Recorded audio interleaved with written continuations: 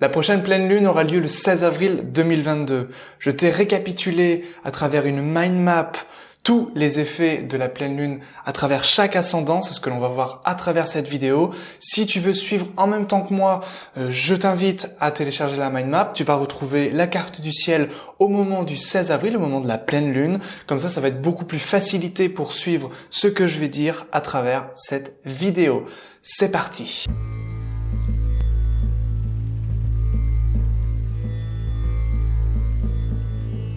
Premièrement, quelques généralités.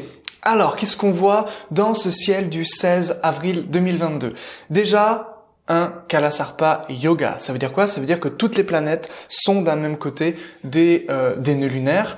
Alors ici, c'est un Kalasarpa qui est un petit peu particulier. Pourquoi? Parce que c'est ce qu'on appelle un Kala Amrita Yoga. Ça veut dire quoi? Ça veut dire que toutes les planètes sont entre Ketu, le nœud sud, et entre Rahu, le nœud nord. Oui, je sais, même s'il y a des planètes qui dépassent un petit peu les nœuds lunaires, qui sont donc avant théoriquement dans le ciel les nœuds lunaires, c'est considéré en astrologie védique comme étant quand même un Kalasarpa puisque c'est dans le même signe. Donc ces planètes-là vont nous servir de manière générale, donc là c'est vraiment pour tous les ascendants, tous les signes, vont nous servir ici pour transcender les difficultés de ce Kalasarpa Yoga. Donc ici, la planète la plus puissante, ça va rester le Soleil qui est en exaltation, ici dans le signe du Bélier pour le 16 avril 2022. Et donc on va pouvoir se servir de cette faculté ici de visibilité, de nos prises d'action, de décision ici au niveau de nos choix, de notre propre individualité. Attention quand même avec Rahu parce que ça peut être beaucoup d'ego, beaucoup de prise d'ego, beaucoup ici de prise de pouvoir. Donc attention ici avec le Soleil, mais ce Soleil ici, eh bien il est conjoint à Mercure. Ça va passer avant tout par la communication. Donc ici, attention à notre manière de communiquer et surtout revoir notre manière de communiquer peut être vraiment excellent pour ce Kalasarpa Yoga pour ces 15 prochains jours. Donc à partir du 16 avril, on va dire du 16 au 30 avril. Ok.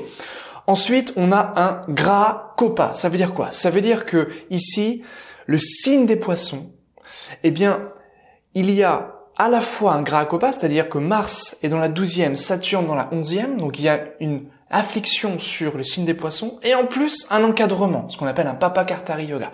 Ici, c'est un encadrement entre Mars et Rahu ici. Alors là, effectivement, c'est le signe des poissons qui est le plus touché. Jupiter vient de rentrer dans le signe des poissons le 16 avril, un petit peu avant.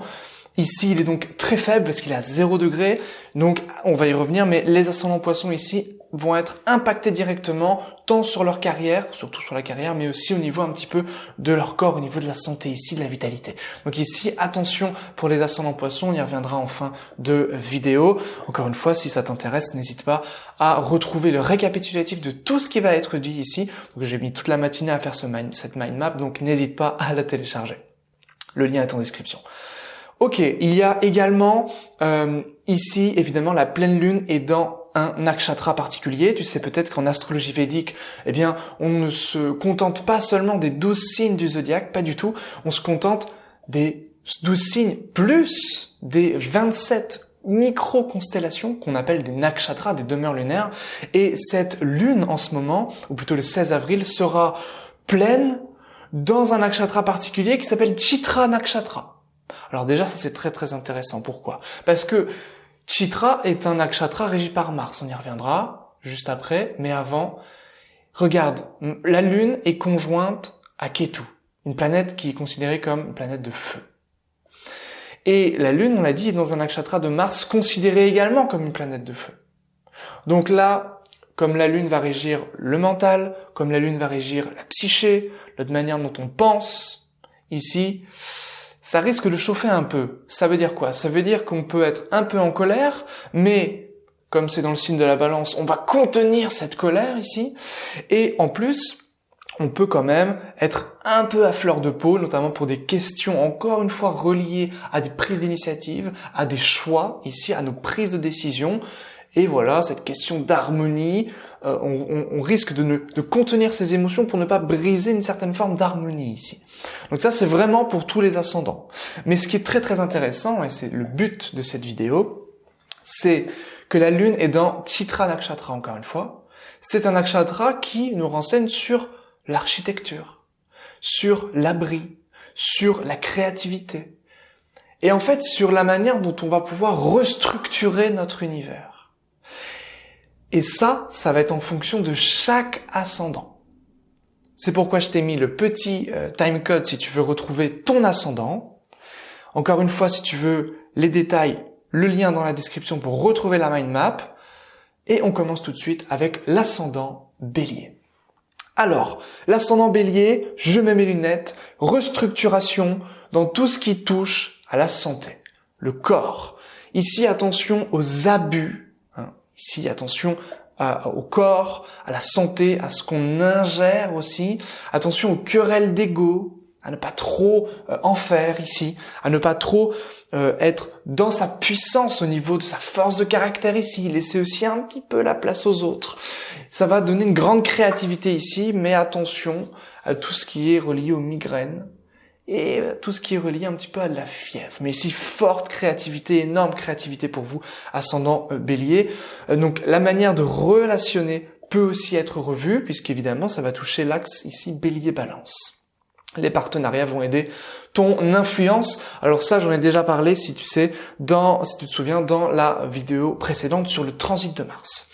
Ascendant Taureau, donc on passe très vite, restructuration dans l'emploi, dans la carrière, et plutôt dans la manière dont tu vas prendre du temps pour toi ici. C'est-à-dire dans la manière dont tu vas te reposer, dont tu vas prendre des vacances. Voilà. Ici, c'est vraiment très très important. Attention aux rumeurs, aux ennemis cachés, notamment au sein du travail ici. Toutes les questions reliées au pardon, à la méditation, au travail sur les blessures d'enfance, les blessures profondes ici, vont pouvoir ressurgir et être au cœur aussi. Attention aux accidents qui entraîneraient une immobilisation ou une perte financière, ascendant Taureau. Donc voilà, mais généralement, ça va être touché ici la manière dont on va devoir se reposer. Ça peut passer, si on ne se repose pas, par un accident. Attention. Donc ici, ne pas hésiter à prendre du temps, à se reposer, à prendre des vacances. Voilà. Si c'est possible, évidemment. Ascendant Gémeaux, restructuration dans tes relations, notamment en lien avec des étrangers ou le voyage ici, qui passe avant tout par l'étude, le rapport avec l'éducation ou la spiritualité. On voit ici le rapport entre la maison 11 et la maison 9. Ascendant Cancer, restructuration dans la carrière, la façon de se montrer visible, et j'ai envie de dire dans comment tu peux contribuer au mieux dans la société. Ici, ça peut passer par les partenariats, par le business, par le couple, principalement. Donc ici, ascendant Cancer, depuis, ça fait 3-4 vidéos, là je parle du Cancer, très bon au niveau de la carrière. Même si, évidemment, ici, c'est inconfortable parce qu'on doit faire une restructuration de comment on avance dans sa carrière, de comment on agit. Et ça peut être un petit peu inconfortable. Ascendant Lion, restructuration dans la spiritualité ici, ton rapport avec le Dieu, la divinité, la divinité d'élection, etc. Dans ta façon d'étudier ou de voyager. Alors évidemment, si tu n'es pas croyant, ça peut être tout ce qui est relié plutôt à la philosophie, à la science, etc. Voilà, pourquoi pas. Et ici, ça va aussi passer par les questions de couple, ici, le business ou les partenaires de manière générale. Ok, ascendant Vierge, restructuration d'un héritage passé, de l'introspection ici. Donc voilà, ça va passer par l'introspection, par comment je peux, tout ce qui passe par les blessures, tout ce qui passe par la recherche intérieure, la gestion financière. Et ça va passer par la mise en place d'une routine quotidienne. Donc ici, c'est vraiment ça qui est au cœur, une restructuration du quotidien, de l'introspection. C'est-à-dire qu'ici, c'est très favorable pour la recherche ici. Alors pareil, c'est pas du tout confortable pour vous ascendant Vierge, mais c'est, on va dire, un passage obligé ici pour que, votre mode de vie, votre quotidien soit amélioré ici. Et aussi que vous arriviez à mieux gérer l'argent, notamment l'argent de votre famille de manière générale. Ascendant Balance, restructuration au niveau des relations, du couple qui passe par des projets communs ici en maison 5, ou en relation avec la communication ici. Les vacances ou les retraites spirituelles sont très favorisées ici, ascendant Balance, notamment au sein du couple, pour, on va dire, renouer, peut-être des relations, ou pour tout simplement reconsolider des fragilités au niveau relationnel. Ascendant Scorpion, restructuration du quotidien, qui passe par le logement ou un véhicule, ou bien le confort intérieur. Ça peut aussi être le rapport avec votre mère, ici ascendant Scorpion. Ascendant Sagittaire, restructuration dans l'éducation ou la façon de créer. Parce que c'est la maison 5 ici, ça peut être en rapport avec un enfant ou clairement, voilà, au niveau de la créativité, votre manière dont vous vous exprimez, dont vous montrez au monde ici. Ça peut aussi être, c'est vrai, je l'ai pas noté, mais la pratique spirituelle, c'est-à-dire notamment au niveau de la dévotion, de la Bhakti Yoga, c'est en gros de la dévotion, des mantras, etc. Voilà, évidemment, c'est si vous avez une pratique quotidienne ici. Donc ici, ça va passer notamment par les prises d'initiative, l'effort. En fait, voilà, il y a un petit peu d'effort à faire ici, le déplacement, ou bien carrément votre frère ou le rapport à la fratrie, ça peut être une sœur aussi, peut vous aider. Mes frères et sœurs plus jeunes que vous. Ascendant Capricorne, restructuration de l'immobilier ou de votre confort ici, qui passe avant tout par la communication dans le travail ici et les projets en vue d'améliorer la société. C'est une phrase compliquée que j'ai écrite, mais ici c'est vraiment tout ce qui touche à l'immobilier. L'immobilier est très favorisé pour un moyen de s'enrichir ici. Tout ce qui touche à l'immobilier ou le fait de travailler dans un cercle intime, dans un espace privé, dans votre propre local aussi, c'est possible. Ici est un bon moyen pour s'enrichir avec cette pleine lune ici. Ascendant Verseau, restructuration dans vos actions ici, dans vos entreprises, dans la manière dont vous vous déplacez ou dans la manière dont vous allez vous servir des moyens de communication modernes. Évidemment, souvent, il s'agit soit du téléphone, soit de l'ordinateur. Mais bon, voilà, on peut toujours voir à plus large échelle. Cette restructuration passe par une plus grande force de caractère.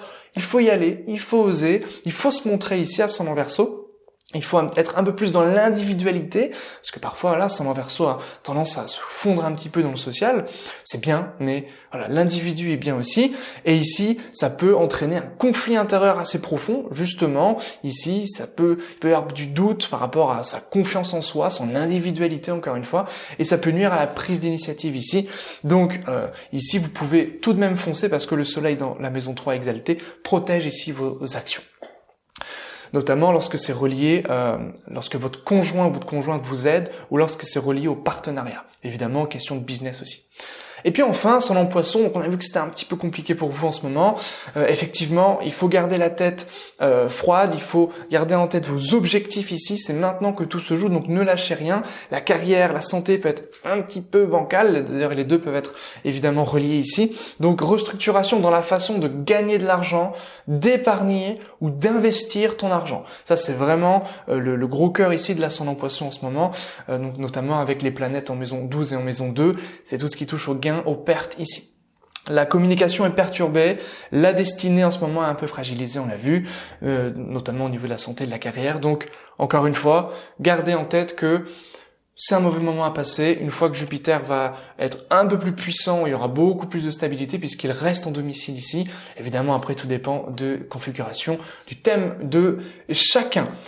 Encore une fois, si vous voulez retrouver la mind map, donc télécharger la mind map, vous voir à la fois le thème, à la fois tout ce qui va se passer de manière générale et à la fois pour chaque ascendant, je vous ai préparé tout ça, c'est dans la description. Si le contenu que je vous propose vous plaît, abonnez-vous, laissez un commentaire, likez la vidéo, vous pouvez partager également et on se retrouve demain pour une prochaine vidéo. Ciao!